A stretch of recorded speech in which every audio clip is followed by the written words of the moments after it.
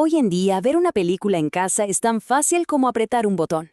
Piénsenlo. Pero hace 40 años, esa misma idea no solo sonaba imposible, sino que era peligrosa e incluso ilegal.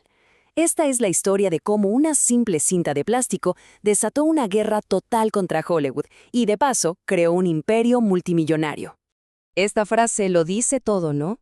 Así es como Hollywood veía el video casero. Para ellos no era una innovación, ¿qué va? Era una amenaza mortal que iba a destruir su industria. El pánico era real. Si la gente podía ver películas en su casa, ¿quién iba a volver a un cine? Y aquí la pregunta es inevitable. ¿Cómo es que algo tan inofensivo en apariencia provocó tanto miedo, tanta pelea que hasta llegó a la Corte Suprema? Bueno, para entender este lío tenemos que viajar un poquito en el tiempo. Primero hay que entender el mundo de antes. Antes del video casero, las películas eran propiedad exclusiva de los estudios. El único lugar para verlas era el cine. La sola idea de que una persona pudiera tener una copia de una película en su casa, para ellos será simple y llanamente piratería. Y el campo de batalla para esta revolución se estaba preparando, sin que muchos lo supieran, en Japón. Ahí, dos empresas estaban a punto de chocar en un conflicto que cambiaría para siempre el entretenimiento en nuestros hogares. De un lado del ring teníamos al gigante, a Sony, con su formato Betamax. Era más pequeño, se veía mejor, tenía una calidad de imagen superior. Del otro lado, una compañía mucho más chica, JVC, con su formato llamado Video Home System, o como lo conocemos todos, VHS. A simple vista, la apuesta parecía segura, ¿no? Pero aquí es donde la historia se pone buena. El proyecto del VHS casi no sobrevive. JVC estuvo a punto de cancelarlo porque no había presupuesto. Pero un grupito de ingenieros creía tanto en su idea que siguieron trabajando a escondidas de sus jefes por las noches para que no muriera. Un verdadero David contra Goliat. Y contra todo pronóstico, el formato que se suponía que era peor empezó a ganarle al gigante. ¿Pero cómo lo hizo? Pues fue una mezcla de estrategia, algunas decisiones muy inteligentes y, ¿por qué no?, un poquito de suerte. Sony, con todo su poderío, cometió un error que le costó carísimo.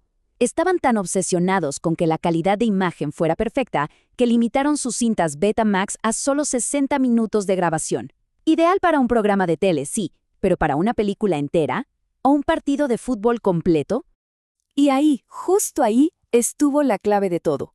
El VHS de JVC, aunque se viera un poquito peor, te daba 2 horas o más de grabación desde el principio. ¿Qué significaba esto? Que podías grabar una película entera sin tener que pararte a cambiar la cinta a la mitad. Y para la gente en su casa, la comodidad le ganó por goleada a la calidad. Pero esperen, que la cosa no termina ahí. Hubo otros factores clave. Primero, el boom de los videoclubes. Se dieron cuenta de que el VHS era más barato y práctico para alquilar. Y luego está el factor que muchos olvidan, el arma secreta, la industria del cine para adultos.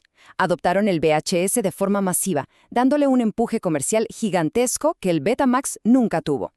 Justo cuando el VHS estaba celebrando su victoria en el mercado, Hollywood decidió jugar su última carta.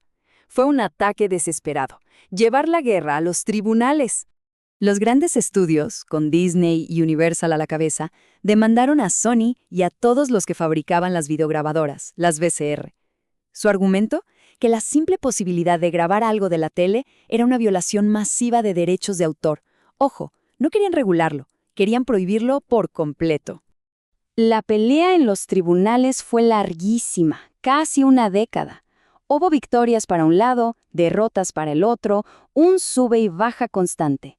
El derecho a grabar en casa se ganó, después se perdió en una apelación y finalmente el caso llegó a la instancia más alta de todas, la Corte Suprema de Estados Unidos. Entonces, paremos un momento. Más allá de la guerra entre corporaciones y los millones de dólares, ¿qué significaba todo esto para la gente común y corriente? Y aquí viene lo increíble. Si la Corte Suprema le hubiera dado la razón a Hollywood, algo tan simple como grabar una serie para verla más tarde se habría considerado un delito federal. El control total sobre qué vemos y cuándo lo vemos habría seguido en manos de los estudios.